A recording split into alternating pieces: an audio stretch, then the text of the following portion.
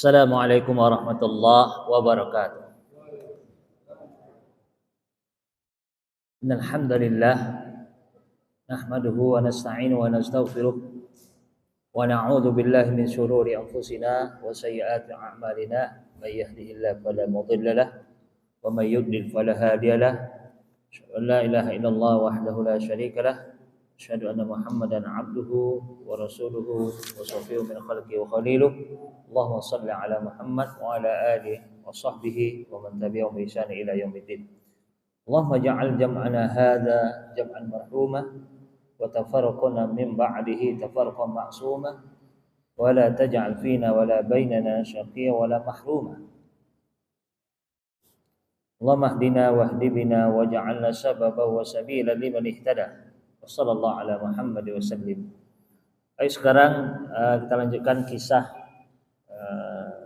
para nabi, kisah-kisah yang bisa kita ambil faedah yang sangat banyak, pelajaran dari kisah-kisah umat terdahulu, terutama kisah-kisah hamba-hamba Allah yang saleh, itu para nabi, para rasul. Yang di situ ada ibrah. Wa inna fi qasasihim ibrah. Sesungguhnya dalam kisah-kisah mereka itu ada pelajaran. Bagi siapa? Li ulil albab.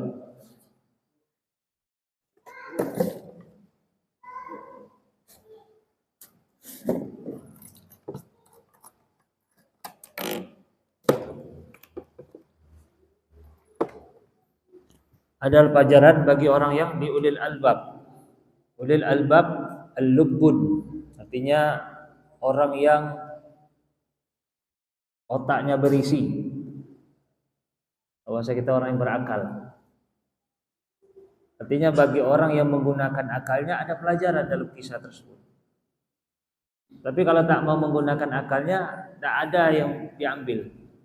Bahkan orang kadang enggak semangat mendengar kisah-kisah para nabi, atau tidak ada keinginan untuk mencari tahu tentang kisah-kisah para nabi. Padahal Allah banyak menurunkan Al-Quran ini yang banyak isinya itu berkenaan dengan cerita, kisah. Bahkan faqsusil qasas la'allahum yatafakkarun. Ceritakan kepada mereka kisah-kisah agar mereka berfikir. Artinya kisah-kisah umat-umat terdahulu itu kadang ada kesamaan dengan peristiwa yang kita alami. Sehingga apa? Umat-umat terdahulu diceritakan peristiwa yang sekarang itu ada.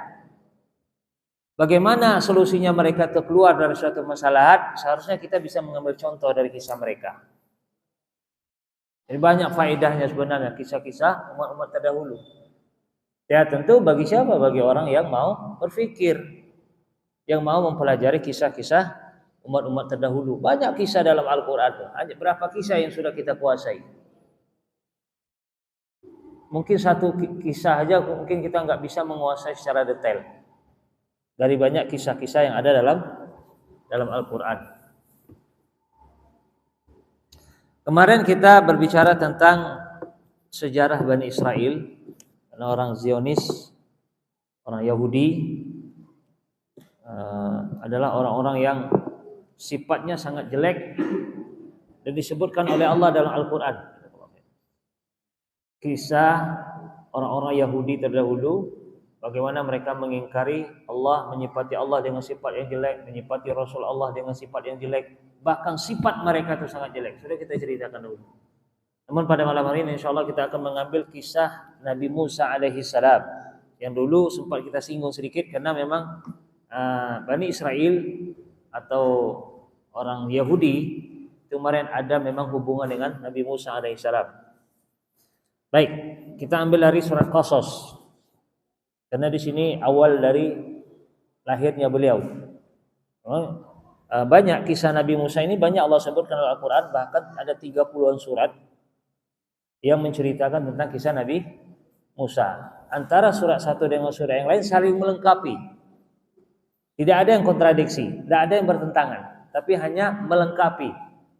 antara surat satu dengan surat yang contoh yang banyak kisah Nabi Musa ini surat Al-Baqarah itu banyak tuh, surat Al-Baqarah itu, surat Qasas banyak, surat Hud, intinya ada 30-an surat yang bercerita tentang kisah Nabi Musa. Surat Toha itu yang panjang-panjang, yang pendek-pendek ada, dalam pendek-pendek bahkan di juz 30 pun ada kisah Nabi Musa, namun disebutkan sikit-sikit. Tapi kalau yang surat-surat panjang nih, ya ada surat Al-Baqarah, ada surat Qasas, kemudian ada surat Toha, ada beberapa surat-surat yang lain. Tapi di surat Qasas ini adalah awal daripada lahirnya Nabi Musa alaihissalam. Baik, siapa Nabi Musa alaihissalam? Nabi Musa alaihissalam adalah nabi dari keturunan Bani Israel. Itu keturunan Nabi Ibrahim alaihissalam. Dan dia termasuk keturunan Bani Israel, atau silsilahnya itu sampai kepada Nabi Yakub alaihissalam. Makanya Nabi Musa diutus kepada Bani Israel. Kemudian di mana lokasi Nabi Musa alaihissalam? Lokasi Nabi Musa alaihissalam ini di Mesir. Di Mesir, dan kalau sekarang itu ada namanya provinsi Sinai, Tursaina, dalam Al-Quran kan Tursaina, kalau bahasa apanya Tursina, Sinai, bahasa orang misalnya Sinai. Karena dia menerima wahyu pertama itu ada namanya Bukit Tursaina. Jadi Bukit Tursaina itu ya berada di provinsi Sinai. Ya, alhamdulillah Anda juga sudah pernah naik bukit itu. Bukit tempat Nabi Musa menerima wahyu. Kalau menurut saya sejarah di situ, Allah alam, tempat dia menerima wahyu. Sebagaimana juga Nabi Muhammad SAW pertama sekali menerima wahyu, dia di bukit juga. Apa namanya? Hira. Wahira. Gua itu sebenarnya bukan gua, dia berada di atas bukit ya. Gua Hira itu berada di atas bukit, cuman diapakan sama batu gitu. Jadi batu bersusun aja. Jadi bukan gua seperti lubang masuk dalam kayak terowong, enggak. Di posisinya di atas bukit, kemudian ada batu yang kemudian ada celah ruangan di situ gitu. Itu disebut gua atau ghar, gua Hira. Di atas bukit juga Rasulullah SAW pertama kali menerima wahyu. Begitu juga Nabi Musa alaihissalam, juga dia menerima wahyu di Bukit Tursina. Di Bukit Tursina yang ada di Mesir, di provinsi Sinai. Kalau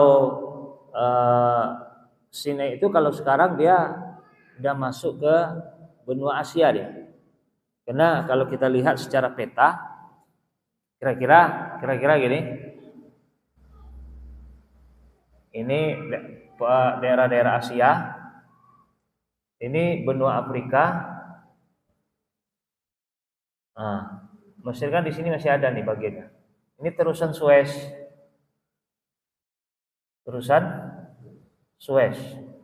Nah, di sini ini masih provinsi Sinai, provinsi Mesir. Mesir itu kira-kira gini. Kira-kira nih Mesir di sini. Nah, jadi tanah ini masih wilayah Mesir. Tapi udah masuk benua Asia dia. Karena ini dibatasi oleh terusan Suez.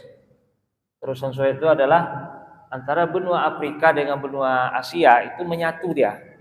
Tapi orang-orang Eropa yang dahulu kan transportasi laut, bahkan sampai sekarang pun kalau barang-barang besar itu lewat laut ya, kontainer-kontainer dari Jerman, dari Inggris, dari Rusia, itu kalau mau ke sini dia harus jauh lewat sini dulu. Jadi dia jauh. Saudi kira-kira di sini. Ini ada Yanbu kira-kira, ada Jeddah di sini. Oke. Ini Laut Merah. Jadi untuk biar dekat transportasinya dari Eropa ke sini, ke arah sini, maka dibuatlah terusan Suez. Jadi kira-kira daratannya ini laut, kira-kira gini, ini laut, ini daratan, maka digalilah ini sehingga laut ini menyatu. Laut ini menyatu sehingga kapal lewat di atas. Nah, maka kita dari sini mau ke sini kalau lewat darat bisa. Jadi ada terowongan di bawah laut. Jadi terowongan kira-kira lewat sini dia. Jadi laut di atas, lautnya di atas, terusan Sueznya di atas. Jadi kapal-kapal besar ini, kira-kira kapal-kapal besar ini lewat di atas nih. Kita kalau mau dari provinsi Sinai ini mau ke kota, masuk lewat bawah, terowongan di bawah, terusan Suez. Jadi terusan Suez itu lautnya di atas, kita lewat bawah, lewat bawah ini. Jadi itu kalau mau lewat darat, lewat bawah ini untuk sampai ke Kairo, Mesirnya. Kita dari provinsi Sinai kira-kira di sini. Nah, jadi Nabi Musa diutus kira-kira di daerah sini, Mesir. Dan sini ada namanya provinsi Sinai atau ya provinsi Sinai. Masih wilayah Mesir. Nah, daerah sinilah Nabi Musa alaihissalam. Allah alam, dan itu menurut sejarah karena memang Bukit Tursina ada di sekitar sini. Bukit Tursina ada Ardul Muqaddas atau sumber mata air yang ketika orang Bani Israel minta kepada Nabi Musa agar berdoa kepada Allah agar memberi mereka air, Nabi Musa memegang tongkatnya, kemudian muncullah mata air. Sumur tersebut ada 12 mata air. Karena Bani Israel ada 12 suku. Maka muncullah 12 mata air. Nah, di situ memang ada sumur, kata orang Mesir itu memang itulah sumur Nabi Musa. Allah alam benar apa tidak, tapi yang jelas memang daerah situ menurut sejarah disitulah dia diutus. Baik, jadi Nabi Musa diutus kepada Bani Israel, suku Bani Israel, dan diutus kepada Fir'aun. Jadi kalau Nabi Musa, Nabi Isa itu diutus khusus kepada Bani Israel. Adapun Nabi Musa alaihissalam kepada Bani Israel dan Mesir, yaitu Fir'aun. Karena Fir'aun bukan dari suku Bani Israel. Kemarin sudah kita ceritakan, bahwanya Fir'aun itu suku apa? Qibti. Suku Akbar, suku Mesir asli. Nah, jadi Nabi Musa memiliki dua misi, kepada Bani Israel, kemudian kepada Fir'aun dakwanya. Makanya kata Allah, izhab ila Fir'aun innahu tagha. Pergilah kepada Fir'aun. Sungguhnya Fir'aun itu orang yang melampaui batas.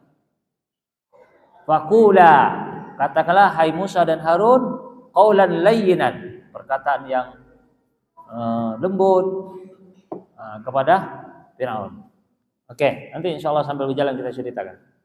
Kemudian Nabi Musa memiliki beberapa kelebihan dibandingkan nabi-nabi yang lain. Pertama, Nabi Musa masuk ulul azmi minar rusul. Jadi Nabi Musa masuk ulul azmi minar rusul. Ulul azmi itu adalah ada 5 orang rasul yang mana ditinggikan lagi levelnya. Kalau istilah sekarang pangkatnya lah. Pangkatnya ditinggikan lagi oleh Allah dibandingkan rasul-rasul yang lain. Pertama Nabi siapa?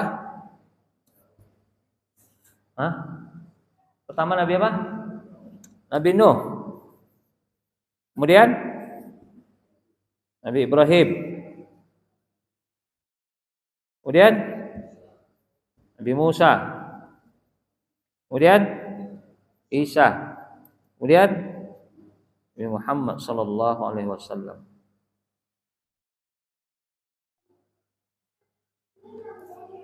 Oke. Ini kelebihan Nabi Musa, dia masuk ulul azmi minar rusul. Berarti kalau dibandingkan dengan 25, kenapa? Karena Allah menciptakan manusia sejak zaman Nabi Adam sampai manusia terakhir, kita nggak tahu siapa makhluknya, manusia terakhir. Itu jumlahnya mungkin tak miliaran, tak triliun, kita nggak tahu jumlah manusia itu. Yang jelas manusia pertama Nabi Adam, manusia terakhir kita nggak tahu. Anggaplah umpamanya Alibaba, umpamanya manusia terakhir. Jadi mulai dari zaman Nabi Adam sampai Alibaba ini Allah pilih 124.000 nabi. 124.000 nabi.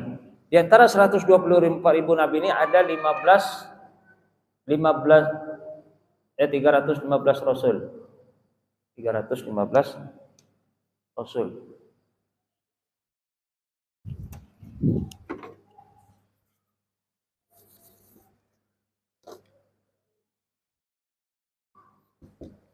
Kemudian dipilih lagi 25 nabi dan rasul. Kemudian disaring lagi jadi 5 ulul azmi minar rasul. Kemudian disaring lagi jadi apa namanya? Khalilain. Khalil ada 2. Kemudian dipilih lagi Nabi Muhammad sallallahu alaihi wasallam, Habibullah, kekasih Allah. Jadi di antara banyaknya manusia kita anggap 1 miliar umpamakan 1 M manusia. Dari 1 M itu ada 124.000 nabi.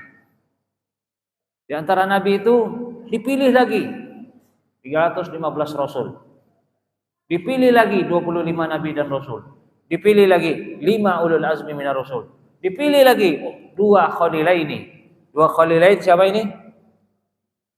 Nabi Ibrahim dan Nabi Muhammad sallallahu alaihi wasallam. Dan Nabi Muhammad sallallahu alaihi wasallam khairul anam, khairul anbiya'i wal mursalin, manusia yang terbaik di antara nabi dan rasul. Masya Allah. Manusia terbaik di antara manusia, manusia terbaik di antara nabi, manusia terbaik di antara rasul. The best. Di antara makhluk, di antara manusia ini yang paling baik adalah Nabi Muhammad sallallahu alaihi wasallam.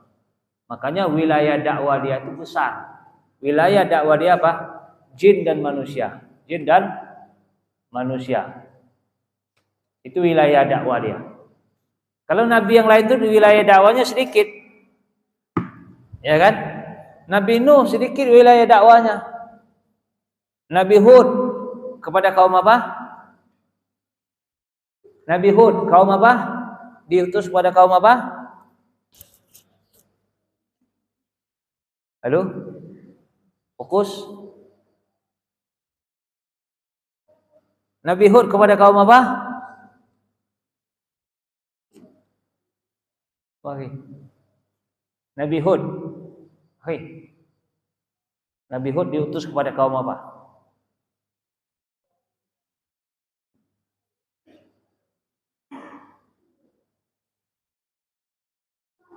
Wa ila adin akhahum huda wa ila samuda akhahum salihah. Jadi nabi-nabi itu kepada kaum tertentu, tapi Nabi Muhammad sallallahu alaihi wasallam untuk seluruh manusia.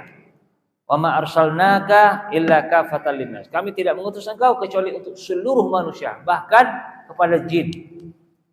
Kepada jin. Berarti luas wilayah kekuasaan. Makanya Rasulullah SAW adalah manusia terbaik. Baik. Ini kelebihan Nabi Musa, dia masuk 5 ulul azmi minar rasul. Kemudian kelebihan Nabi Musa, wa kallamallahu Musa taklima. Allah berbicara langsung dengan Nabi Musa, tapi tetap pakai hijab. Artinya tidak langsung melihat dengan Allah, enggak. Bukan langsung bicara. Kenapa?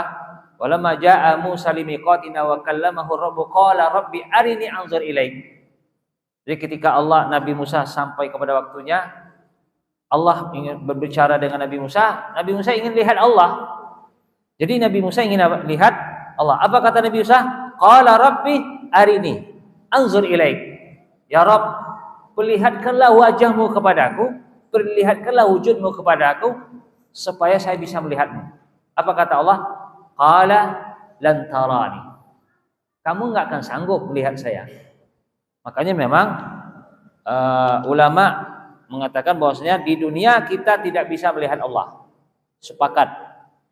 Namun khusus kepada Nabi Muhammad sallallahu alaihi wasallam ikhtilaf. Oke? Ini akidah Ahlussunnah wal Jamaah bahwasanya apa? Manusia di dunia ini tidak bisa melihat wujud Allah yang asli. Enggak bisa. Sepakat ulama. Namun khusus Nabi Muhammad sallallahu alaihi wasallam ikhtilaf. Ikhtilaf. Ada yang mengatakan melihat Allah saat Mi'raj, ada yang mengatakan tidak. Seperti hadis dari Aisyah radhiyallahu anha. Kalau dia berkata bahwasanya Rasulullah melihat Allah, dia berdusta, kata Aisyah radhiyallahu anha, hadis dari Aisyah radhiyallahu anha. Oke? Namun ada lagi riwayat yang lain. Rasulullah melihat Allah saat Mi'raj. Tapi Allah alam. Jadi intinya untuk Rasulullah ikhtilaf, oke? Tapi untuk selain Rasulullah sepakat, tidak ada yang bisa melihat Allah di dunia. Contoh Nabi Musa saja. Makanya kata Allah apa? Lan tarani, kamu enggak akan sanggup melihat saya. Walakin zur ila al-jabal fa in istaqarra makanahu fa sawfa tarani. Tapi kata Allah, coba kalau kamu pengen lihat saya, coba lihat gunung itu dulu. Falamma tajalla rabbuhu lil jabal ja'alahu dakka wa kharra Musa sa'iqa. Ketika Allah lihatkan kepada gunung, gunung tiba-tiba meleleh. Meleleh gunung, Nabi Musa pingsan menengok gunung meleleh. Ketika dia sadar, qala subhanaka tub, ya Allah saya beriman kepada Engkau dan saya orang pertama yang akan beriman. Saya bertaubat dan saya orang pertama beriman. Oke, baik. Jadi Allah berbicara langsung dengan Nabi Musa. Adapun dengan nabi-nabi yang lain itu pakai wahyu perantara. Malaikat Jibril bawa wahyu. Tapi Nabi Musa Allah berbicara langsung. Makanya wa kallamallahu Musa taklima. Allah berbicara dengan Nabi Musa, tapi tetap melalui hijab. Kalau Rasulullah tentu memiliki kelebihan lagi yang seperti itu. Kemudian juga Nabi Musa alaihissalam dia juga memiliki kelebihan seperti kesabaran yang sangat tinggi. Contoh saat Rasulullah SAW saat membagi harta rampasan perang di perang Hunain. Jadi ada orang tiba-tiba, ya Rasulullah, Muhammad engkau tidak adil. Jadi Rasulullah dianggap nggak adil dalam membagi harta rampasan perang. Maka Rasulullah apakah rahimallahu Musa. Faqad uziya aksar min zalik fasabar.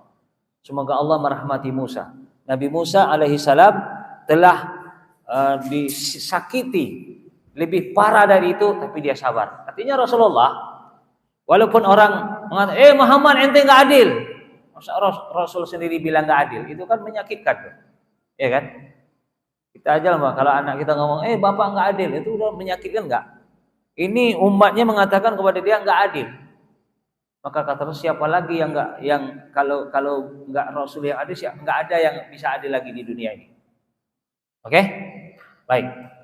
Itu salah satu kelebihan Nabi Musa alaihissalam. Dia memang memiliki kesabaran tinggi, makanya dia masuk ulul azmi minar rusul. Karena dia memang memiliki kesabaran yang sangat tinggi. Oke. Kemudian Nabi Musa alaihissalam dia diberikan secara fisik ya memang dia kuat. Ya kita pernah dengar bahwasanya dia pernah meninju malaikat, meninju batu, gitu kan. Jadi intinya Nabi Musa alaihissalam banyak memiliki beberapa kelebihan. Oke. Kemudian juga Nabi Musa alaihissalam kalau kita lihat dalam surat Qasas ini dimulai dari cerita dalam surat Qasas tentang kisah Nabi Musa alaihissalam. Dengan Allah mulai dengan harful muqatta'ah, ta sin mim. Ta sin mim. Ini namanya huruf al-muqatta'ah atau huruful i'jaz kata ulama tafsir. Tilka ayatul kitabil mubin. Artinya kalau Allah memulai Al-Qur'an dengan huruf-huruf terputus, contoh huruf ta, memakan kemudian ada huruf ha, ada huruf kaf dan seterusnya. Kaf, ha, ya, ain, sha, toha, yasin dan seterusnya. Itu Allah selalu biasanya memulai dengan kisah yang ada dalam Al-Qur'an atau bercerita tentang Al-Qur'an. Sehingga apa? Sehingga orang-orang Arab yang ahli bahasa dia bengong. Maka enggak mampu dia menandingi Al-Qur'an. Makanya tilka ayatul kitabil mubin. Itu adalah ayat-ayat yang dalam jelas Al-Qur'an ini jelas sekali, nyata. Tilka ayat-ayat itu dalam Al-Qur'an itu, ayat-ayat Al-Qur'an itu jelas. Kitab mubin jelas. Artinya kitab Al-Qur'an ini yang Allah turunkan kepada kita ini jelas, tidak ada keraguan. Masalah sanadnya tidak ada keraguan. Masalah isi antara satu dengan yang lain tidak ada yang kontradiksi. Antara surat satu dengan surat yang lain tidak ada yang terkontradiksi. Jelas dia. Kalau kita bandingkan kitab-kitab yang lain selain Al-Qur'an, makanya kata Allah, "Afala yatadabbaruna al-Qur'an law kana min 'indi ghairillah lawajadu fihi ikhtilafan katsira." Tidakkah kamu perhatikan Al-Qur'an ini? Andaikan selain Allah yang menurunkan, andaikan Al-Qur'an ini bukan Allah yang menurunkan, pasti kamu menemukan perselisihan yang banyak, pertentangan, kesalahan yang banyak. Tapi karena ini Allah yang menurunkan, maka tidak ada perselisihan, tidak ada kesalahan di dalamnya, tidak ada kontradiksi antara satu dengan yang lain. Itulah Al-Qur'anul Karim. Oke? Kemudian natslu 'alaika min naba'i Musa wa fir'auna bil haqq liqaumihi yuqinun. Kami bacakan kepada engkau wahai Muhammad dari naba itu informasi penting, berita penting, yaitu cerita tentang siapa? Musa alaihissalam dan Fir'aun bil haq, dengan benar. Liqaumi yu'minun. Bagi siapa? Bagi orang yang beriman. Makanya kata Allah di dalam ayat yang lain, seperti disebutkan dalam surah Yusuf, sudah kita ceritakan juga dulu, bahwasanya Allah mengatakan ahsanal qasas. Ahsanal qasas. Ahsan.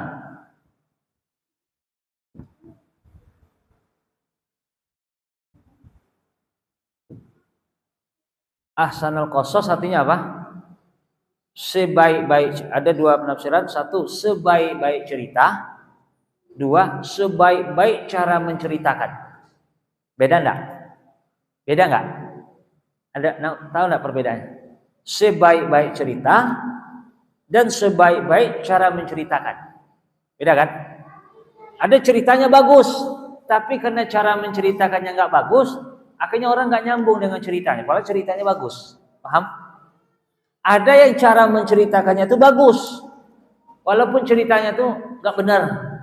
Contoh, kancil menghitung buaya. Karena cara menceritakannya bagus, orang sampai tertidur buatnya. Ya kan? Padahal kisahnya enggak benar. Oke? Nah, kisah dalam Al-Qur'an ini kisahnya bagus, cara menceritakannya juga bagus. Oke? Nyambung? Baik. Jadi kami ceritakan berita yang penting, informasi yang penting tentang Nabi Musa dan Fir'aun dengan benar bagi siapa orang-orang beriman. Inna Fir'aun, sesungguhnya Fir'aun, ala, menyombongkan diri, meninggi-tinggi dia. Fil ard, di atas bumi, wajala ahlaha syi'a yastad'ifu ta'ifatan minhum. Yang mana Fir'aun ini menjadikan orang bercerai-berai. Artinya seharusnya orang Bani Israel yang tinggal di Mesir seharusnya kan kena udah satu negara, maupun kalau istilah kita apa? Bineka tunggal apa itu? Bineka tunggal ika itu apa? Apa sih? Jadi walaupun berbeda, mau Batak, mau Bugis, mau Sunda, mau Minang, mau Jawa, mau apa lagi?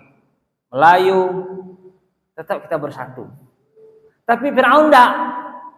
Ketika dia menjabat di Mesir, ketika dia menjabat, maka yang suku Kipti dimuliakan. Sementara suku Bani Israel ditindas. Nah, itu dia. Jadi orang terpecah-pecah jadinya. Seharusnya tugas dia sebagai pemimpin mengayomi rakyatnya dari suku manapun, selagi dia tinggal di wilayah dia harus diayomi gitu. Jadi nggak ada perbedaan. Oke? Makanya ya, dia waja'ala ahlaha syi'a, terpecah-pecah, berserak-serak, bercerai-berai. Yastad'ifu ta'ifatan minhum, yang mana dia menindas kelompok dari mereka. Artinya kelompok ini ditindas, kelompok ini tidak gitu. Ini sebenarnya tugas pemimpin nggak boleh seperti itu.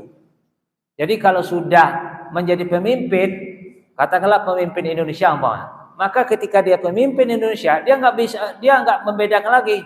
Oh, ente kemarin milih partainya enggak ya? Kalau enggak, tersingkir. Kan itu yang terjadi. Kadang kalau udah jadi pemimpin, ketika dia jadi pemimpin, nah yang enggak pro sama dia, yang enggak mendukung dia dulu disingkirkan. Tapi yang dulu mendukung dia diangkat. Jadi enggak profesionalisme lagi jadinya. Artinya enggak dia tidak atas mengayomi seluruhnya lagi. Itu yang terjadi di Fir'aun. Makanya kisah ini dikisahkan oleh Allah apa? Kan ada apa itu? Sejarah mungkin berulang ya. Ya, sejarah mungkin berulang. Benar enggak? Sejarah mungkin berulang. Sejarahnya berulang, orangnya yang berbeda. Tapi kadang seperti itu terjadi. Nah, Fir'aun begitu juga. Makanya kan di saat raja yang memerintah pada zaman Nabi Yusuf, itu siapa namanya? Malik kan? Malik dari suku apa kemarin? Dari suku apa kemarin Malik? Masih ingat enggak? Masih ingat? Masih ingat? Kan ada rekaman kan? Apa kemarin? Dari suku Heksos. yang memerintah pada zaman Nabi Yusuf. Nah, yang memerintah pada zaman Nabi Yusuf, suku Bani Israel yang di Mesir itu dihargai, tidak ada perbedaan, nggak ada perbedaan. Makanya sedangkan Nabi Yusuf alaihissalam dari suku Bani Israel diangkat jadi menteri oleh Malik, makanya gelarnya Malik bukan Fir'aun. Paham ya? Jadi pada masa zaman Nabi Yusuf alaihissalam di Mesir itu yang memerintah itu suku Heksos. Makanya gelar raja mereka bukan Fir'aun tapi Malik. Tapi namanya Malik. Nah, beliau ini sukunya Heksos. Nabi Yusuf dari keturunan Bani Israel. Tetap diangkat jadi menteri sama dia. Jadi enggak mentang-mentang dia dari suku Heksos, jadi orang suku Heksos semua diangkat. Enggak. Tapi Nabi Yusuf karena dia ahli dan profesional di situ, walaupun tidak dari suku Heksos, diangkat jadi menteri. Nah, giliran Fir'aun jadi menteri, itu pada masa Nabi Musa. Jadi enggak jadi raja, jadi bukan lagi Malik tapi Fir'aun. Fir'aun itu gelar raja ya. Fir'aun itu gelar raja. Kalau kita namanya presiden. Nah, sejak raja yang memerintah pada zaman Nabi Musa beda lagi karena kata ulama jarak antara Nabi Musa dengan Nabi Yusuf itu sekitar 400 tahun, 4 abad. Allah alam lebih kurang 400 tahun. Jarak Nabi Musa dengan Nabi Yusuf. Berarti sudah beberapa kali pergantian kerajaan kan? Nah, ternyata yang pada zaman Nabi Musa yang kebetulan yang menang pemilihan umum waktu itu mungkin kalau pakai pemilihan umum itu kan. Nah, jadi yang menang itu suku Kipti. Suku Kipti, bukan suku Heksos lagi. Nah, maka ketika yang menang pada saat pemilihan mungkin ya kalau ada pemilihan umum waktu itu. Nah, maka yang menang suku Kipti. Nah, ketika yang menang suku Kipti itu suku asli Mesir, suku pribumi Mesir, maka suku Bani Israel ditindas oleh Fir'aun. Makanya yastad'ifu ta'ifatan minhum, ditindas. Suku apa? Suku Bani Israel. Kenapa? Suku Bani Israel suku minoritas di Mesir. Dia suku pendatang. Dia suku pendatang. Oke? Maka ditindas oleh Fir'aun. Ditindas habis oleh Fir'aun. Dia enggak mau. Nah, ini enggak boleh sebenarnya kalau udah jadi raja bagi negara itu masuk ke apapun kalau dia sudah jadi warga negara itu harus diayomi. Mau pendatang, mau apa enggak boleh. Katakanlah kita jadi bupati di Kabupaten Pelalawan. Ketika ada katakanlah orang Batak dari Medan datang ke Pelalawan sudah jadi warga Pelalawan ya harus disamakan. Oke? Orang Jawa yang datang dari Jawa datang ke Pelalawan sudah menjadi warga Pelalawan ya harus disamakan. Ini pemimpin. Kalau mau jadi pemimpin seperti itu. Jadi jangan ada istilahnya ini orang pribumi, ini orang enggak usah. Dalam Islam enggak ada seperti itu. Ingat, siapa tahu antum besok 2024 kan ada yang jadi legislatif kan? Ada. Mana tahu Pak mau jadi caleg. Siapa tahu jadi caleg kan? Ah, kalau antum jadi caleg nanti umpamanya 2024, ya udah kalau sudah jadi katakanlah jadi pemimpin di Kabupaten Pelalawan, enggak ada perbedaan. Jangan ini orang pribumi ini orang enggak. Kalau sudah jadi warga Kabupaten Pelalawan, dia harus disamakan. Nah, inilah contoh Fir'aun ini. Jadi berulang kisah itu. Nah, Fir'aun ini ditindas, nah ini enggak pribumi nih, harus ditindas. Gimana caranya biar dibasmi gitu. Makanya yastaqifu ta'ifatan minhum. Gimana cara dia menindasnya? Apa? Yuzabbihu abna'ahum wa yastahyu nisa'ahum. Yaitu apa? Dia yuzabbih menyembelih setiap bayi laki-laki dari keturunan Bani Israel harus dibunuh. Wa yastahyi nisa'ahum. Sementara kalau yang lahir nanti wanita dibiarkan hidup. Tapi laki-laki yang lahir dari suku Bani Israel, ini khusus suku Bani Israel, bukan dari kalau suku pribumi enggak. Khusus suku Bani Israel, Fir'aun mengeluarkan kepres, keputusan presidennya, setiap bayi laki-laki harus dibunuh. Harus dibunuh. Tapi dari suku Bani Israel. Kalau dari penduduk asli enggak. Maka sejak itu disebarlah pengawal-pengawalnya. Asal ada ibu-ibu hamil dipantau. Ibu-ibu hamil dipantau. Siapa yang hamil itu dipantau dulu, diikuti sampai melahirkan. Ya dari Bani Israel aja. Kalau laki-laki dibunuh langsung. Kalau perempuan dibiarin hidup. Nah, itulah dia kelakuan Fir'aun tuh.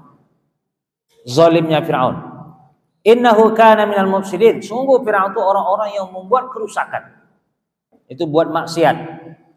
Maka kata Allah apa? Wa nuridu an namunna 'alal ladzina istud'ifu fil ard wa naj'alahum a'immatan wa naj'alahumul warithin. Kata Allah, maka kami ingin memberikan, kata Allah, yaitu bagi orang-orang yang ditindas ini.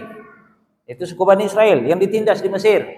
Kami akan berikan mereka nanti sesuatu yang bisa menyelamatkan mereka, dan kami jadikan mereka pemimpin, artinya orang yang tinggi nanti. Wa naj'alahumul warithin, dan mereka nanti akan menguasai, yang berkuasa.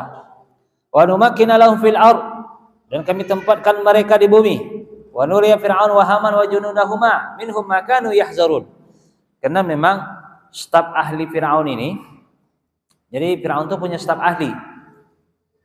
Tapi staf ahli Firaun zaman itu ya dukun-dukun. Karena zaman dulu kan ya mereka masih percaya sama dukun-dukun, dan dukun-dukun itu memang ada benarnya. Kenapa?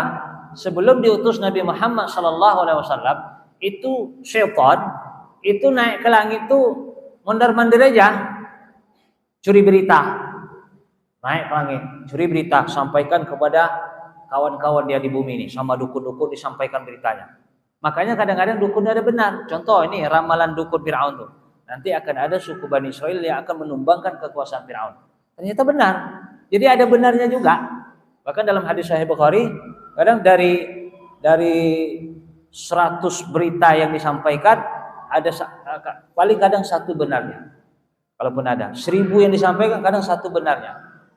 Nah, jadi sebelum Nabi Muhammad SAW diutus, jadi syaitan itu naik ke langit curi berita, curi informasi tentang apa yang Allah takdirkan. Jadi curi berita mungkin dari Lauh Mahfuz atau dari apa, sampaikanlah ke dukun-dukun. Makanya kadang ada benarnya, tapi banyaknya dustanya.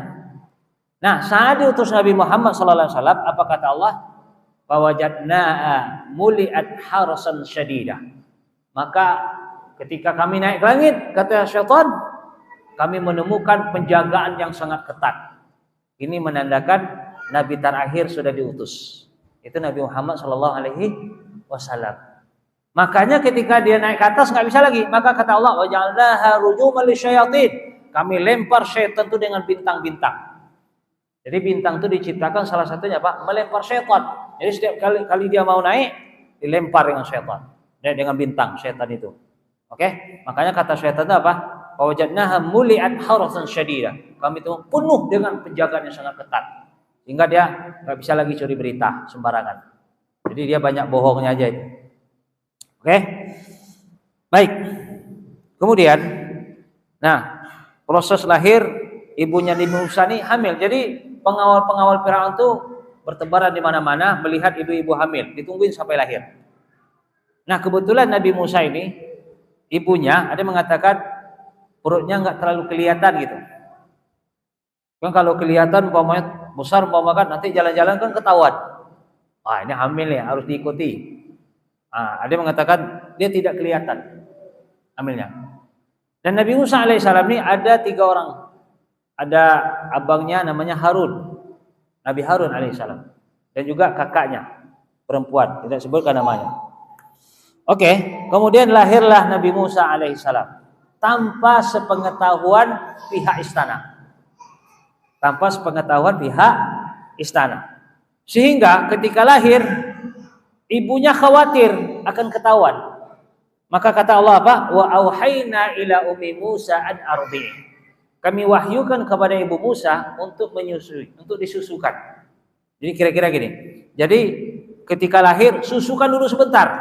Susukan dulu sebentar agar dia merasakan air susu ibunya. Paham? Jadi susukan dulu sebentar, kemudian apa? Fa idza khifti alaihi fa'alqihi fil yammi wa la takhafi wa la tahzani. Kemudian apabila kamu khawatir, masukkan dia dalam peti, kemudian dihanyutkan sungai Nil. Oke? Tapi susukan dulu biar dia kenal air susu ibunya itu. Paham? Oke. Kemudian dihanyutkanlah. Kenapa kata Allah? Inna radduhu ilaiki wa ja'iluhu minal mursalin. Kata Allah, kami janji akan mengembalikannya kepada engkau, hai ibu Musa, dan akan kami jadikan si Musa ini nanti salah satu dari utusan kami. Oke? Nyambung? Nyambung ceritanya? Nyambung? Halo? Nyambung? Oke. Faltaqatahu alu Fir'aun liyakuna lahum aduwwan wa hazana. Inna Fir'auna wa Hamana wa junudahum kanu khatiin. Akhirnya apa? Ditemukanlah Nabi Musa alaihissalam yang sedang bayi oleh keluarga Fir'aun. Luqatah ditemukan. Karena zaman dahulu kan transportasi orang kan pada umumnya air. Maka kebetulan istana Fir'aun itu ada di depan Sungai Nil. Akhirnya ditemukanlah dalam peti ini bayi. Itu Nabi Musa alaihissalam yang sedang bayi tersebut. Ditemukan oleh istrinya Fir'aun. Ditemukan oleh istrinya Fir'aun. Sementara ibu Nabi Musa yang sedang menghanyutkan, coba bayangkan. Ibu yang mana yang enggak sayang sama anaknya? Dia lahirkan baru sekali menyusui, diperintahkan pula untuk dihanyutkan di peti di Sungai Nil. Bayangkan itu. Seorang ibu kan tentu dia akan apa? Sedih kan? Tapi dia sabar. Atas perintah Allah, dia sabar, dia tetap. Dia mengikuti perintah Allah tersebut. Makanya kami ilhamkan kepada ibu Musa agar menyusukannya sebenarnya, kemudian hanyutkan di Sungai Nil. Tapi dia tetap sabar memenuhi perintah Allah Subhanahu wa taala. Akhirnya apa? Wa qalat wa asbaha fuadu ummi Musa fariqah. Sehingga hatinya menjadi hampa. Kenapa? Anaknya dihanyutkan. Jauh dari dia. Hatinya kosong, sedih. Sebagai ibu kan, baru melahirkan, baru sekali menyusui, kemudian jauh dari dia. Tentu kan sedih sebagai ibu kan? Wa qalat li ukhtihi qussi. Lalu ibunya Nabi Musa berkata kepada saudarinya Musa, kakaknya, ikuti kemana arahnya. Tapi dari jauh aja tengok-tengok. Oh mas itu, anyutnya sini, ikuti aja. Suruh tengok. Wa qala li ukhti qussi. Fa basara bihi an junubi wa hum la yash'urun. Akhirnya diperhatikan terus. Nanti mereka enggak sadar, ternyata yang mengambil apa? Istrinya Firaun. Akhirnya ditemukanlah oleh istri Firaun. Kemudian dibawa ke rumah. Oke, dibawa ke rumah. Nah, Fir'aun melihat ada peti, kemudian ada bayi laki-laki. Karena dia sudah mengeluarkan keputusan, setiap laki-laki yang lahir dari Bani Israel harus dibunuh. Sementara Fir'aun sudah mengenal. Ini kalau dilihat dari bentuknya orang Bani Israel nih. Karena mungkin putih-putih, kan Nabi Yusuf kan ganteng-ganteng kan. Karena kan Bani Israel kan keturunan Nabi Yusuf itu ya Nabi Yakub. Biasanya nggak jauh lah, 11-12 lah itu kan. Walaupun Nabi Yusuf paling ganteng, biasanya saudaranya kalaupun tak seganteng Nabi Yusuf, biasanya nggak terlalu jauh lah kan. Biasanya adik-beradik itu jarang lah yang jauh. Yang satu putih, tiba-tiba yang satu hitam kayak orang negro mah. Itu biasanya jarang ada lah. Tapi kalau putih, kurang putih dikit biasa, ada tuh biasanya. Tapi yang satu putih sekali kayak orang Rusia, umpamanya tiba-tiba adiknya kayak orang Afrika, itu dicurigai itu. Kalau ada perbedaan kayak gitu, entah beda bapak atau apa gitu kan. Oke. Nah, akhirnya karena Nabi Fir'aun sudah mengenal, oh ini bayi Bani Israil harus dibunuh. Apa kata istri Fir'aun? Wa qalat imra'atu Fir'aun qurratu 'ainin li wa lak. Kata istrinya Fir'aun, janganlah kita bunuh. Ini Allah skenario juga mengatur. Bosnya Fir'aun ini tidak punya anak. Istrinya Fir'aun tidak memiliki anak. Maka kata istri Fir'aun, janganlah bunuh. Ini buah hati kita jadikan anak angkat. Mudah-mudahan bermanfaat bagi kita. Kita kan nggak punya anak. Jadi kita jadikan dia ini sebagai anak angkat kita, membuang kita kan jadi apa kita juga bermanfaat bagi kita untuk masa depan. Jadi si Fir'aun ini tunduklah kata istrinya. Padahal dia udah umumkan gagah tuh, saya Tuhan Mesir, faqala ana rabbukumul a'la, saya adalah Tuhan kalian yang tinggi kata Firaun. Jadi di Mesir dia umumkan, saya adalah Tuhan kalian yang tinggi kata Firaun. Tapi giliran di rumah tunduk di bawah istrinya. Itulah laki-laki, kadang gagahnya di luar aja tuh. Di rumah senyap dia. Oke. Akhirnya dia tunduk. Apa kata istri Firaun? La taqtuluh, jangan bunuh kata istri Firaun. asa yang fa'ana semoga bermanfaat bagi kita, au natakhizahu walada atau kita jadikan dia sebagai anak angkat. Wa hum la yash'urun. Sementara mereka enggak sadar. Firaun enggak sadar. Nanti si Musa inilah yang akan menumbangkan kekuasaan dia. Dia enggak tahu tuh, enggak sadar ya. Itulah Allah yang mengaturnya. Laisa. Hah? Udah. Berarti kita break dulu lah. So. Alhamdulillah, salatu wassalamu ala Rasulillah. Kita lanjutkan. Jadi ditemukanlah oleh istri Firaun. Kemudian ibunya Nabi Musa, in kadat la tubdi bihi laula arbatna ala qalbiha litakuna minal mu'minin. Kata Allah Subhanahu wa taala, ketika Nabi Musa alaihissalam ditemukan oleh keluarganya Firaun, sementara ibunya tadi khawatir diambil oleh Firaun. Maka apa yang terjadi? Tentu dia semakin khawatir. Hampir-hampir ingka dan la tubdi bihi laula arbatna ala qalbiha. Hampir-hampir, oh itu anakku, itu anak saya. Kalau sempat dia ngomong, sempat terucap itu anak saya, mungkin sudah dibunuh langsung sama Firaun. Oke? Nyambung? Tapi dia enggak, tapi dia tahan. Dia tahan itu, dia enggak sampaikan itu. Dia tahan, walaupun ketemu sama keluarga Firaun, diambil sama keluarga Firaun di Mesir buat istana. Dia sebenarnya sudah sangat khawatir sekali. Tapi janji Allah tadi apa? Inna radduhu ilaiki wa ja'alni minal muslimin. Kami akan kembalikan kepada engkau hai ibu Musa.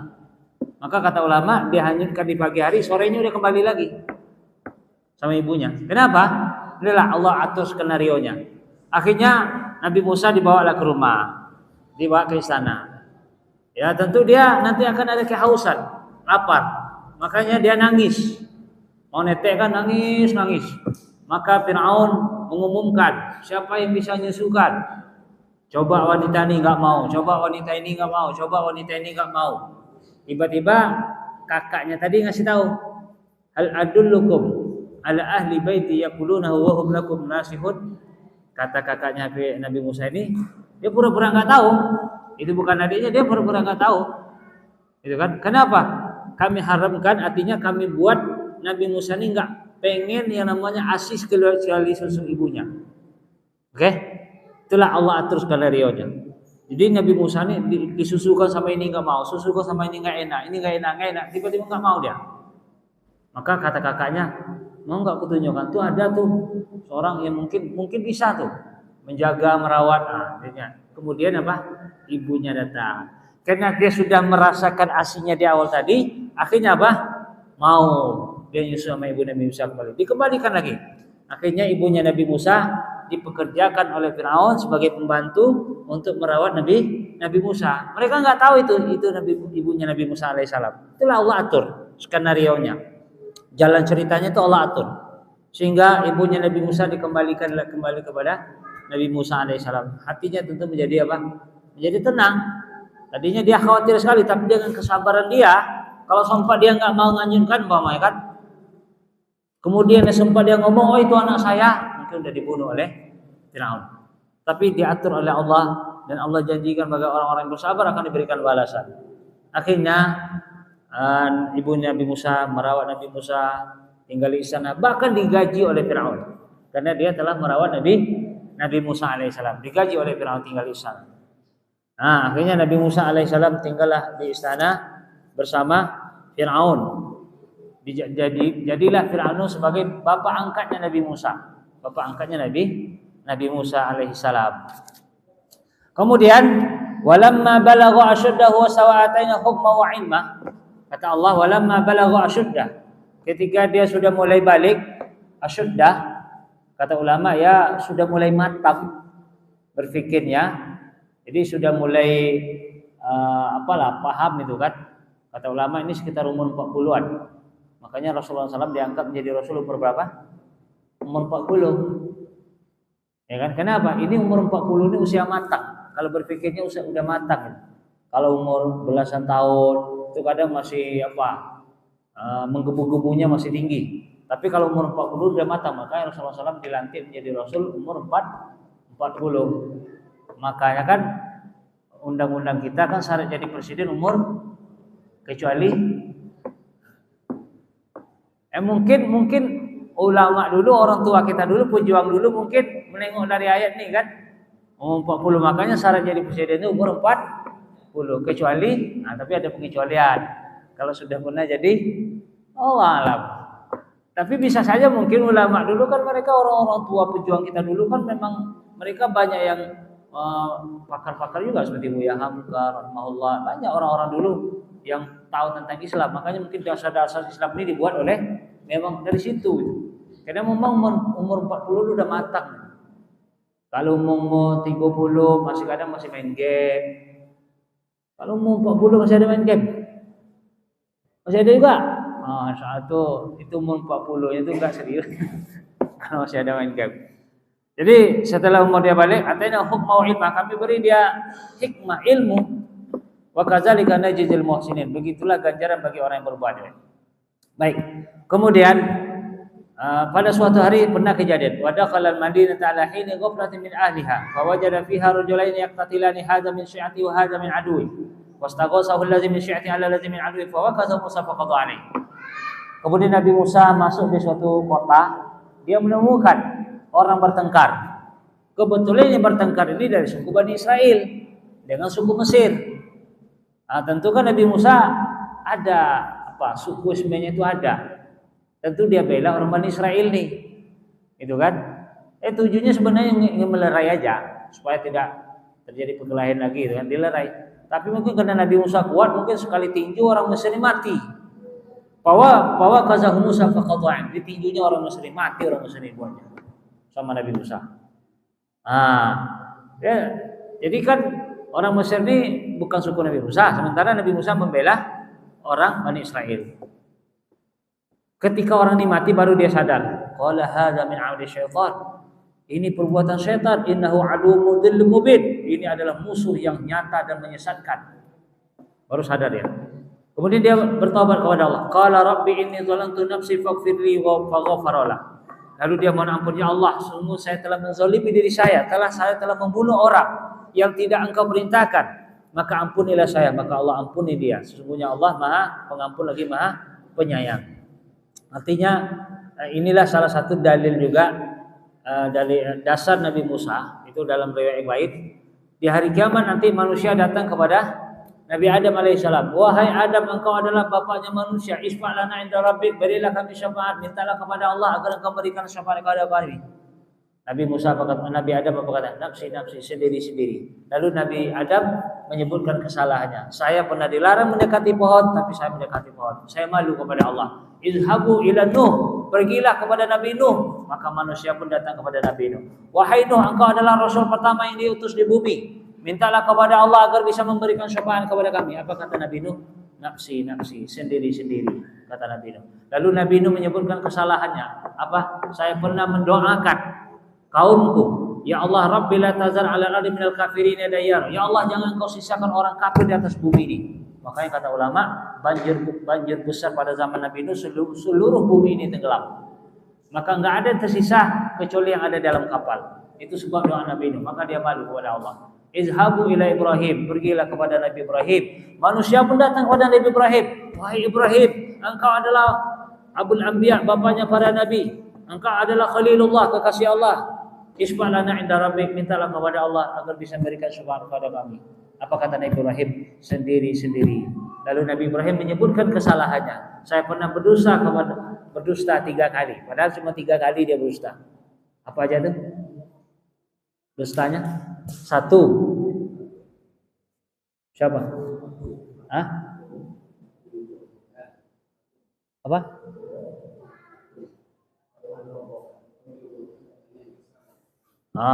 Saat dia menghancurkan patung. Yang kedua, ketika dia berkata di sini ada saudariku. Yang ketiga, apa? Yang ketiga apa? Saat dia diajak untuk acara pesta orang-orang musyrik atau perayaan orang musyrik, dia mengatakan apa? Waqala ini sakim, saya sakit. 3 kali. Maka dia malu minta syafaat kepada Allah. Nafsi sendiri-sendiri. Izhabu ila Musa. Pergilah kepada Nabi Musa. Manusia pun datang kepada Nabi Musa. Wahai Musa, anta kalimullah. Engkau adalah orang yang diajak bicara oleh Allah Subhanahu wa taala. Isfa' lana inda rabbik. Berilah kami syafaat. Apa kata Nabi Musa? Nafsi sendiri-sendiri. Saya malu, maka dia sebutkan kesalahan. Saya pernah membunuh orang yang tidak pernah diperintahkan kepada saya. Dia malu. Pergilah kepada Nabi Isa. Isa juga berkata sendiri-sendiri. Tapi ditunjukkan izhabu ila Muhammad, pergilah kepada Nabi Muhammad SAW. Maka Rasulullah mengatakan analaha. Lalu Rasulullah pergi di bawah aras, dia sujud di bawah aras, kemudian dia memuji Allah dengan pujian yang belum pernah terucap sebelumnya. Kemudian Allah katakan, ya Muhammad irfa' rasak, hai Muhammad angkat kepalamu. Isfa' tu syafa' wasal tuqa. Berilah syafaat engkau diizinkan dan mintalah engkau diberikan. Rasulullah minta kepada Allah, ya Allah berilah izinkan saya memberikan syafaat kepada sepertiga umatku. Dikabulkan oleh Allah. Kemudian minta lagi sepertiga lagi, dikabulkan oleh Allah. Kemudian minta lagi sepertiga, dikabulkan lagi oleh Allah. Akhirnya seluruh umatnya insyaallah akan mendapatkan syafaat Nabi Muhammad SAW yang benar-benar umatnya. Oke? Makanya Nabi Musa dia merasa bersalah karena dia telah membunuh orang yang tidak sengaja sebenarnya. Tapi dia sudah bertaubat kepada Allah, maka Allah ampuni dia. Apakah? Qala rabbi bima an'amta alayya falan akuna zahiran lil mujrimin. Wahai Rabb, kata Nabi Musa, yang mana engkau telah memberikan nikmat kepada saya, maka saya tidak akan menjadi penolong bagi orang-orang berbuat dosa. Artinya apa? Allah berikan Nabi Musa ini kelebihan nikmat apa? Kuat. Jadi Nabi Musa kan diberikan kelebihan kuat. Jadi dia merasa kuat yang dia miliki itu adalah pemberian Allah. Tapi dia tidak mau memanfaatkan pemberian Allah itu untuk apa? Penolong bagi orang berbuat dosa. Artinya apa? Kalau kita diberikan jabatan oleh Allah, umpamakan jadi bupati, jadi kapolres, kapolsek, umpamakan atau jadi pejabat-pejabat lain, jangan sampai dimanfaatkan untuk menolong orang-orang berbuat dosa. Makanya Nabi Musa begitu. Rabbi bima an'amta alayya. Ya Allah, engkau telah berikan nikmat kepada saya. Falan akuna zahiran lil mujrimin. Saya tidak akan mau menjadi penolong bagi orang-orang yang berbuat dosa. Kemudian fa asbaha fil madinati khaifan yataraqab. Kemudian dia pergi di kota-kota khaif dengan rasa takut. Karena dia orang bersalah kan biasa ada rasa takut toh. Ya enggak? Kalau sempat umpamanya kita melakukan kesalahan, ada enggak rasa takut? Contoh umpamakan bunuh orang, tidak sengaja memang, tapi ada nggak rasa takut? Pasti ada, ya kan? Ada rasa takut tuh. Maka dia pun itu biasa manusia, itu manusia, bukan berarti musyrik tidak. Ya takut karena salah itu betul. Kemudian dia pergi di kota, kemudian tiba-tiba ada pula orang berkelahi lagi dia antara orang Mesir dengan orang Bani Israel lagi. Maka apa? Fa izal istansara bil amsi yastasriu. Yang kemarin mungkin orang Bani Israel ini jahat juga. Kemarin berkelahi sama orang kan ditolong sama Nabi Musa, mati orang tersebut. Sekarang dia lagi yang kelahi. Berarti yang Bani Israel ini yang nakal nih, yang jahat itu kan. Nah, ketika kemarin yang membunuh yang kelahi sama orang Mesir yang mati kemarin, dia lagi, "Hai Musa, tolong saya." Qala lahu Musa innaka laghawiyyun mubin. Musa berkata, "Engkau telah orang yang melampaui batas." Falamma an arada ayabati syabil ladzi huwa aduwwun lahumma qala ya Musa aturidu an taqtulani kama qataltana nafsan bil ams. Ketika Nabi Musa ingin menolong, mungkin ingin memukul orang Mesir tadi, berkata dia, Musa, apakah engkau ingin membunuh sebagaimana kemarin membunuh orang Mesir lagi? Sekarang kamu mau bunuh saya lagi? Kemarin sudah kamu bunuh orang Mesir satu orang. Sekarang kamu mau bunuh saya lagi?" Kata orang tersebut kan. "In turidu illa takuna jabbaran fil ardi wa ma turidu an takuna minal muslimin." Sungguh kalau engkau lakukan, engkau adalah orang yang merasa sombong, engkau merasa gagah engkau di muka bumi ini. Sungguh engkau seharusnya tidak sepantasnya engkau seperti itu. Seharusnya engkau berbuat kebaikan. Jadi akhirnya Nabi Musa nggak jadi menolong. Karena mungkin orang yang Bani Israel ini mungkin jahat, yang kemarin kelahi sama orang Mesir, udah ditolong sampai dibilang, sekarang kelahi lagi. Berarti orang Mesir ini orang Bani Israel ini yang jahat. Oke? Masih semangat? Masih bisa kita lanjutkan lagi? Bisa? Siap? Oke. Yang siap-siap nanti tangguh angguk kan. Pokoknya kantuk. Oke. Wa ja'a rajulun min aqsal Madinah yas'a qala ya Musa innal mala ya'tamiruna bika liyaqtuluka fakhruj inni laka minan nasihin. Kemudian ada seorang lelaki. Datanglah seorang lelaki menasihati Nabi Musa. Hai Musa, memberitahu Nabi Musa, "Hai Musa, saya ingatkan kamu. Itu orang-orang Mesir, mereka sudah rapat itu ingin menangkapmu karena kamu kemarin telah bunuh orang." Jadi seorang laki-laki ini, wajah ar-rajul, tidak disebutkan oleh Allah siapa lelaki ini namanya, tapi dia orang baik. Makanya dia menasihati Nabi Musa, "Hai Musa, saya nasihati kamu, pergilah kamu tinggalkan Mesir." Itu orang-orang Mesir itu, orang-orang suku Kipti, itu mereka sudah rapat tuh ingin menangkapmu. Pergilah kamu. Di sini perhatikan ayat ini mengatakan wajah ar-rajulun, datanglah seorang laki-laki min ahli Madinah, dari penduduk kota. Jadi tidak disebutkan siapa orangnya. Maka kata ulama maksudnya di sini adalah apa? Artinya apa? Kalau kita orang baik, nggak harus dikenal siapa nama kita, paham? Kadang-kadang kan kita kalau kita melakukan harus kenal tuh si fulan, nggak perlu. Katakanlah yang bangun masjid nih mau makan, katakanlah si fulan yang bangun masjid, nggak harus disebut oh yang bangun masjid ini si fulan, nggak harus, paham? Cukup Allah itu, makanya banyak Allah sebutkan kisah-kisah orang baik dalam surga tidak disebutkan namanya, hanya disebutkan lelaki. Contoh umpamakan di dalam kisah Ashabul Qaryah tentang pemilik kebun tentang pemilik kebun kan, tapi tidak dijelaskan siapa nama pemilik kebun. Kan ada yang baik itu kan, yang satu sombong, yang satu baik kan, tapi tidak disebutkan namanya, paham? Dan banyak lagi kisah-kisah yang lain tentang wanita-wanita, tentang lelaki yang Allah sebutkan sifatnya saja, tapi tidak disebutkan siapa namanya, paham? Artinya apa di situ? Artinya kalau kita berbuat baik, nggak perlu harus tahu siapa yang bangun masjid. Oh itu si fulanah, si fulan, nggak perlu. Biarlah Allah yang tahu, paham? Jadi kadang-kadang kita nih ada tipenya, kalau kita yang bangun, kalau kita yang berbuat, seakan-akan harus ada nama kita. Kalau dia bangun masjid, makalah dibuat namanya Masjid Fulan, karena dia yang membangun. Betul? Karena dia yang mau sebutkan Fulan. Tidak usah, tidak harus seperti itu. Karena kalau Allah, contoh, nanti ada kisah seorang wanita yang ketika Nabi SAW Mi'raj, naik ke langit, Isra dan Mi'raj, saat Nabi SAW Isra dan Mi'raj, dia akan mencium apa? Mencium bau yang wangi. Bau apa itu? Bau ruhnya wanita, namanya siapa? Masyitah. Pernah dengar? Masyitah pernah dengar? Halo? Masih semangat? Hah? Akhi, semangat? Masih. Siapa namanya? Masyitah. Masyitah. Pernah dengar ceritanya enggak? Pernah dengar? Ya, pernah belum? Halo? Halo? Udah pernah dengar ceritanya? Kalau udah pernah enggak ada ceritakan gitu loh. Gitu, mangga sedikit. Nah, ini satu orang bunyi. Jadi masyitah ini, masyitah itu berasal dari kata masyatah yang sutu. Masyatah yang sutu.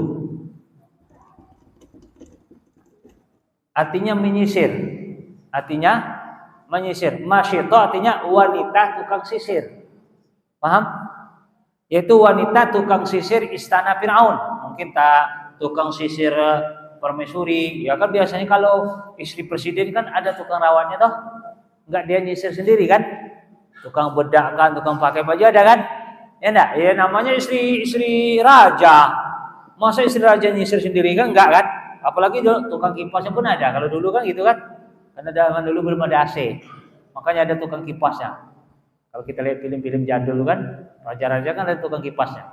Oke. Jadi Masyitah ini kan Firaun kan mengaku dirinya Tuhan. Jadi siapa yang menganggap ada Tuhan selain dia dihukum, dibunuh oleh Firaun. Nah Masyitah ini ketika sisirnya jatuh dia mengucapkan Bismillah, dia menyebut nama Allah. Maka apakah engkau menganggap ada Tuhan selain Fir'aun? Ya, Fir'aun itu dia bukan Tuhan, tapi Tuhan Fir'aun adalah Allah. Kalau kamu tetap keyakinanmu, saya sampaikan kepada Fir'aun, singkat cerita akhirnya dipanggillah wanita ini dari Fir'aun. Maka disediakanlah kuali besar, kedar atau bakar, kuali besar. Artinya saking besarnya kuali itu, tahu kuali? Panci atau apa? Tahu? Saking besarnya, satu ekor sapi pun masuk itu aman. Maka mungkin disiapkan dengan goreng atau direbus, dimasukkanlah anak Masyito ini satu persatu. Apakah kalau dia mengaku Fir'aun sebagai Tuhan, enggak dihukum. Tapi kalau dia mengaku jadi Tuhan, dimasukkan dalam kuali tersebut. Tadi goreng, tadi rebus, seperti apa? Nah, dia mengatakan Masyito ini memiliki 5 orang putra, 5 orang anak. Anak paling tua masuk, digoreng, tinggal tulang. Anak kedua masuk, masih itu keyakinanmu? Rabbi Allah, Tuhan saya adalah Allah. Yang ketiga, sampai anak yang kecil, terakhir anak kecil, dia ragu. Maka anak tersebut mengatakan, "Hai ibu, tetap bertauhid, jangan ragu, jangan takut. Saya siap," kata anak si kecil. Akhirnya apa? Digoreng juga dia sama anak-anaknya. Akhirnya mati semuanya Masyito ini. Nah, Masyito pun maka saat Nabi Isra dan Mi'raj terciumlah wangi. Wangi apa ini wahai Jibril? Itu adalah wangi ruhnya Masyito. Masyito itu bukan nama orang. Artinya tukang sisir. Paham? Namanya siapa? Enggak tahu kita. Artinya juga di sini ya akhwat.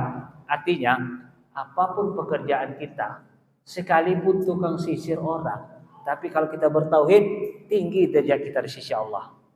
Sekalipun kita pembantu rumah orang, umpamakan jadi tukang cuci pakaian orang, umpamakan tukang asuh anak orang, tapi kalau kita bertauhid, Allah tinggikan derajat kita. Jangan usah khawatir apapun pekerjaan. Ini Masyito, tukang sisir, pembantu kalau bahasa kita sekarang. Tapi karena dia tetap mempertahankan tauhidnya di tengah tantangan Firaun yang sudah mengumumkan faqala ana rabbukumul a'la, dia tetap bertauhid. Oke? Makanya ruhnya wangi di langit, masya Allah. Itulah Masyito. Jadi tidak disebutkan siapa namanya. Maka di sini wajah rajulun, datang seorang lelaki, tidak disebutkan namanya. Artinya kalau kita berbuat baik, ikhwan, tidak usah khawatir. Walaupun mungkin di masyarakat siapa yang berbuat baik, tidak tahu siapa nama kita, tidak tahu siapa yang berbuat, tidak usah khawatir. Allah yang akan menyebutkan nanti. Yang membuat abadi nama kita itu Allah. Ini contoh. Allah yang mengabadikan nama seorang lelaki ini disebut dalam Al-Quran, tapi tidak disebutkan nama. Dan banyak kisah-kisah yang dalam Al-Quran itu memang Allah tidak menyebutkan namanya. Oke, hanya mungkin menyebutkan sifatnya. Artinya kadang-kadang sifat baik kita itulah yang kadang akan mengharumkan nama kita. Oke, yang membuat sifat atau perbuatan baik kita itu yang mengharumkan nama kita, yang kita dikenal, didoakan oleh orang baik. Oke, masih bisa dilanjutkan? Bisa?